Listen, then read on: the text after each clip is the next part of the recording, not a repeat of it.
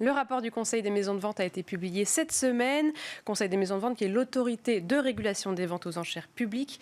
Le rapport dresse un bilan des enchères 2023 réalisées en France et Édouard Delamaze, qui est le récent président du Conseil des maisons de vente, est avec nous pour analyser ce rapport. Merci beaucoup.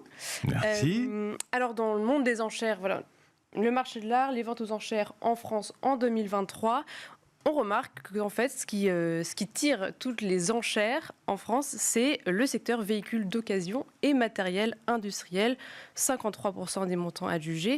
Est-ce que déjà, vous pouvez nous dire ce que regroupe ce secteur, véhicules d'occasion et matériel industriel ? Il regroupe au fond une réaction des consommateurs, notamment en matière de véhicules d'occasion et surtout de véhicules personnels, privés, puisqu'aujourd'hui les gens rentrent au fond plutôt dans une notion de location, et ce sont les ventes des leasers.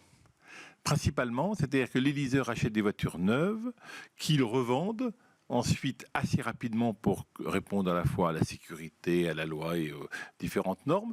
Et ces voitures sont remises dans le circuit de l'achat privé. Donc c'est un turnover et ça répond à une pratique nouvelle de la propriété de voitures. Donc ce ne sont pas forcément des voitures de collection. Non, absolument pas. C'est de la consommation de voitures de circulation courante, alors voitures utilitaires aussi, mais de voitures que nous louons auprès des loueurs qui revendent ensuite les voitures après les avoir données en exploitation. Est-ce que vous pouvez nous expliquer pourquoi est-ce qu'il y a une progression de plus de 20% de ce secteur par rapport à 2022 ? Oui, en fond, parce que la vente aux enchères répond assez bien aux besoins. Ça, c'est une chose qu'il faut vraiment bien intégrer, c'est que le véhicule d'occasion perd de la valeur avec le temps. Plus le temps passe, je ne parle pas de voitures de collection, oui, justement. À l'inverse. Eh bien, elles perdent de la valeur avec le temps, et c'est bien qu'il faut les vendre vite. Quel est le procédé le plus sûr en France pour vendre vite un objet, avec toute la sécurité qui entoure l'acte de vente? C'est justement la vente aux enchères. Et donc on a à la fois, si vous voulez, une réglementation qui est favorable et à la fois un besoin pour les loueurs de vendre rapidement leurs véhicules pour ne pas encombrer les parkings et ne pas voir le bien se déprécier. Réglementation favorable, c'est-à-dire, est-ce qu'il y a quelque chose en Oui, parce qu'elle est réglementée en France. Les ventes aux enchères sont réglementées en France, contrairement à bien d'autres pays. Donc, cela donne à l'acheteur une garantie. Donc là, vous voyez, on a à la fois l'intérêt de la réglementation et l'adaptation aux mécanismes de la consommation courante. Alors le secteur véhicules d'occasion et matériel industriel, lui, progresse.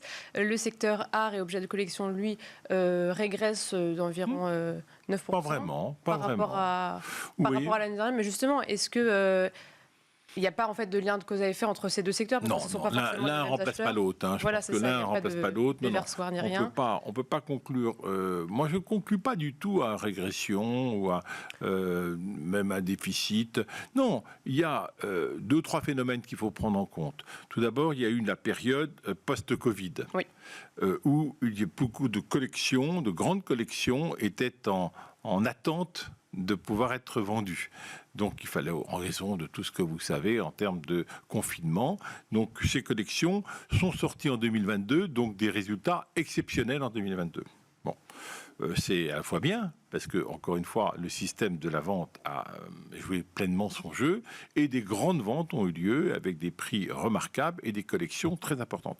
Le secteur art et collection, c'est 2 milliards d'euros. Alors 1 milliard 930, mais on y est presque à 2 milliards.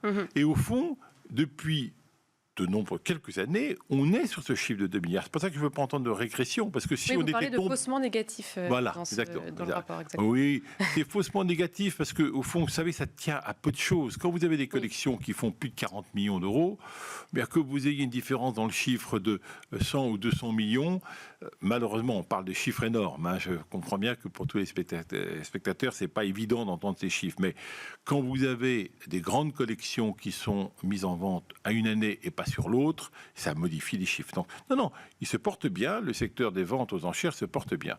Et puis je voudrais rajouter, il n'y a pas que les grandes ventes. Il y a ce maillage de petits commissaires-priseurs qui font la réputation de la France.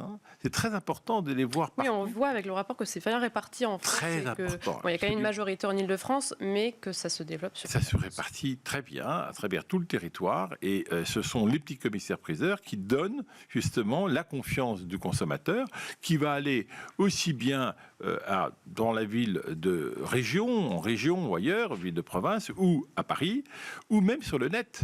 Puisque là aussi, on a une grande progression avec un intérêt assez nouveau des jeunes qui viennent aujourd'hui acheter aux enchères, ce qu'ils ne faisaient pas il y a quelques années, parce que l'outil, qui est justement le mécanisme Internet, est maintenant mis à leur disposition dans le cadre de ces ventes. Vous voyez, au contraire, je trouve que c'est plein d'espoir.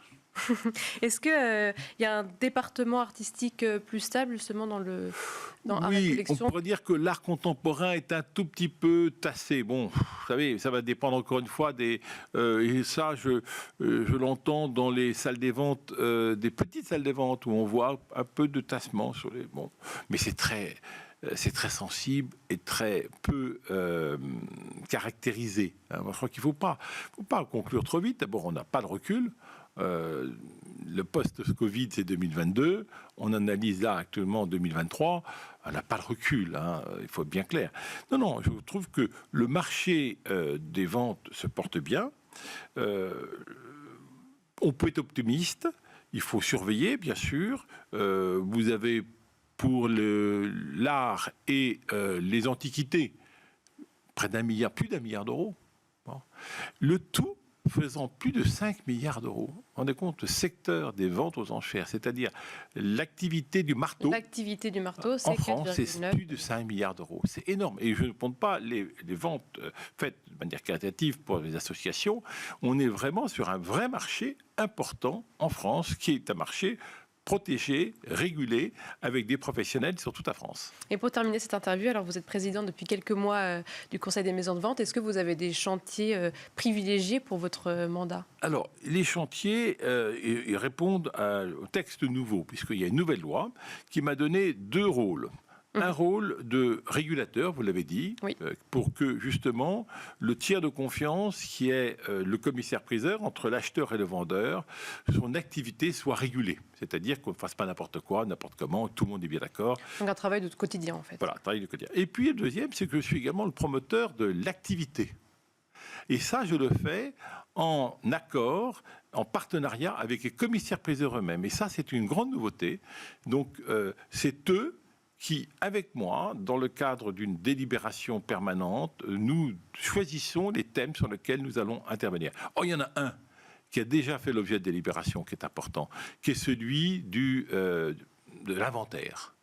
Il faut que nous ayons une réaction, tous et chacun, à consulter le commissaire-priseur pour l'inventaire. Je parle au notaire, je parle au commissaire de justice. L'inventaire est très important parce qu'il permet de répondre à une des conditions essentielles actuellement de la valeur des objets, c'est-à-dire la provenance.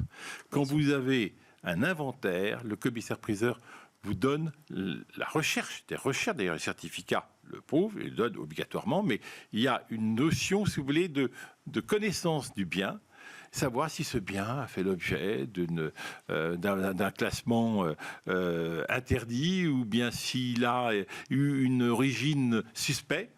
C'est très important aujourd'hui. Vous savez, la provenance est en train de dépasser la notion de valeur. Oui, et le commissaire-priseur a du coup toutes les fonctions, toutes les capacités en tout cas pour dresser cet inventaire avec tout le background régulatif que... Voilà. Alors, pour connaître la valeur de vos biens, consultez votre commissaire-priseur. Eh bien, merci beaucoup Édouard Delabase. Je rappelle que vous êtes président du Conseil des maisons de vente et nous, on se retrouve la semaine prochaine pour un nouveau numéro d'Arts et Marché.